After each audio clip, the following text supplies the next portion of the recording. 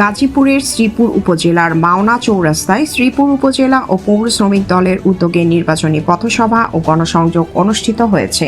শনিবার 1 ফেব্রুয়ারি 2026 মাওনা চৌরাস্তায় আয়োজিত এই কর্মসূচিতে প্রধান অতিথি হিসেবে উপস্থিত ছিলেন গাজীপুর জেলা শ্রমিক দলের প্রভাবশালী সদস্য এবং শ্রীপুর উপজেলা শ্রমিক দলের সাবেক সাধারণ সম্পাদক শরীফ সরকার।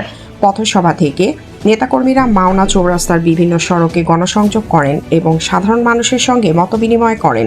সংক্ষিপ্ত বক্তব্যে শরীফ সরকার বলেন, খালেদা জিয়া সারা জীবন মানুষের কল্যাণে কাজ করেছেন। তারেক রহমান আগামী দিনের দেশনায়ক, যিনি বাংলাদেশের মানুষকে ভালোবাসেন এবং উন্নয়নের ধারাবাহিকতা এগিয়ে নিতে চান। তিনি আরও বলেন, গাজীপুর 3 আসনে ধানের শীষের প্রার্থী ডাক্তার এস.এম. রফিকুল ইসলাম বাচ্চুকে তারেক রহমান মনোনয়ন দিয়েছেন। আগামী 12 তারিখ সকালে কেন্দ্রে গিয়ে ধানের শীষে ভোট দেওয়ার আহ্বান জানান তিনি।